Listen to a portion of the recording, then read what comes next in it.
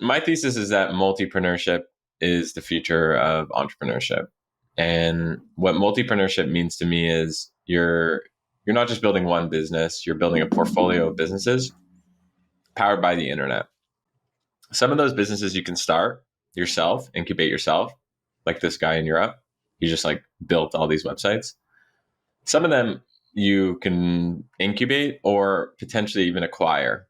So you could maybe you have a few that you acquire, a few that you've incubated. Um, I think this idea of being a multipreneur, which is someone who has a holding company essentially that owns a bunch of these internet businesses, is going to be more and more popular because of some of the reasons that we talked about. It's quicker than ever to build something. Distribution now exists in a lot of different channels that are cheap, essentially. Think about social traffic, things like that. You can tap into it. And the other thing is there's now billions of people online daily, like on phones and on desktops and maybe soon to be in virtual reality, where you can sell them these things, and these people are willing to take out their credit card and pay for things online. 15 years ago, the idea of buying a car on the internet was, some people did it, of course, but it wasn't so popular. Now things like that are getting way more popular. So I think, why I'm so interested in the world of multipreneurship is because I think that the stars are just aligning. Now, in Internet 1.0, probably like the most successful multipreneur holding company would be IAC, Barry Diller. Yeah. Are there folks that you've like studied and learned from like past eras that can be like applicable to today's era? I mean, in general, I'm one of those people that I think the best way to invent the future is to look at the past. I think there's a lot of interesting, like last night I tweeted, like right before I went to sleep, I tweeted an image of, does anyone remember, or actually, what did I say?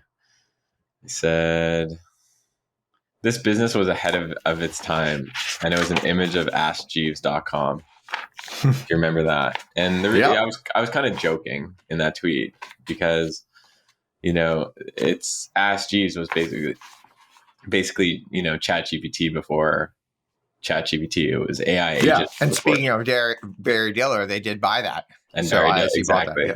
Yeah. Exactly. So, I look at IAC as a model, Bill Gross. I think, in some ways, this is in the venture world, but like Paul Graham, what he built with Y Combinator was just so great.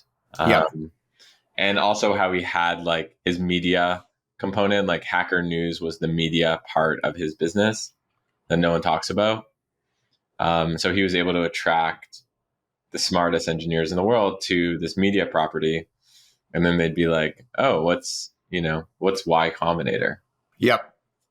And then I also think about looking not just in like internet world, but like media titans. Like, who are the biggest media titans in the last 100 years? The Rupert Murdochs and, Summer Redstones and people like that, where you can look and be like, how did these people create multiple products, multiple businesses, acquisition fueled, and apply that to 2024? On the venture studio side, it is like a weird business where often they fail for two reasons. One, because they never have a hit. And the second one is because they have too big of a hit. Somebody's like Uber was part of like a venture studio, and then it became like too big of a hit, and Travis joined it. The one of the studios that seems to be doing extremely well is Flagship Pioneering. Like they did Moderna, and they do all these other like really successful biotech companies. Is there something about just being like super, super focused that could be helpful? So a lot of people say, why are you starting a studio? Most studios fail. So first of all, I think most startups fail too, the question is, what are you going to be more successful at? I would say that a studio on average does better than a startup long term. So that's one piece. I think the folks who built Moderna and those people, I don't know exactly what made them successful. But what I can tell you is that here's like some things that I've seen for what is the recipe for a studio that's been successful. I think one is you don't need to raise venture capital for your studio. Yep. Because then you are on that same treadmill that you would be on if you're a startup. So that's one thing. Also, like having a very focused thesis is really helpful. The hard part about running a studio is you can do anything, right? You literally could do anything, but you have to be very, very conscious about the types of things that you incubate or buy, because you want to have it so each individual product feeds off each other. There's shared learnings, maybe shared systems, shared processes. I also think that the studios that do the best have some sort of distribution advantage. So, we talked about YC having, Yep. Hacker News, but I think having, and, one of the ways, if you're thinking about starting a studio, you might just want to start by building media. And then from there, you can actually build the products. One studio that I really admire that was built in like the mid 2000s was Lightbank, and they were based in Chicago, and they had this one advantage where they're just really good at selling to SMBs, and they just built like eight or 10 companies, I don't know how many, that just kept selling, just really good companies that would sell to these SMBs. And the only reason why I kind of stopped is like they had a few that went public, but then ended up having the mega hit, which was Groupon. Yeah. But like I like the fact that they kind of started the same company over and over again. Yeah, I think the way we think about it is, our model is, we call it the ACP funnel, audience, community, product. So we start each business with an audience, then we convert some of that internet audience into a community, then we build a product for that community, with that community. So we've basically created this process around how to do it. And it's similar to Lightbank. In no Groupon level successes, but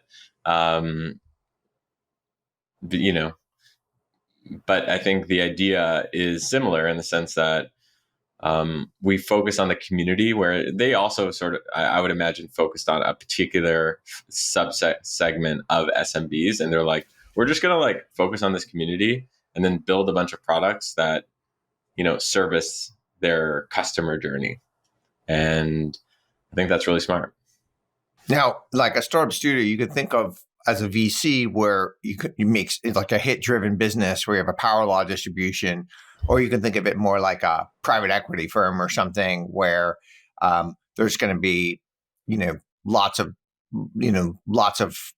mid-level winners and stuff, and maybe every once in a while you're going to get a great hit. Like, how do you think about it? I think about it not similar to either of those. I think about it as I own real estate, and I have different properties. Some may be commercial, some might be residential, some might be turned into a skyscraper, some might be just like a 1-bedroom apartment that I'm renting out at $800 a month. Yeah. But, we focus on cash flowing businesses. So, margins are important to us. Making profit at the end of the year is really important to us. And so I just think about, this is like a piece of property ultimately that is generating some level of cash. And,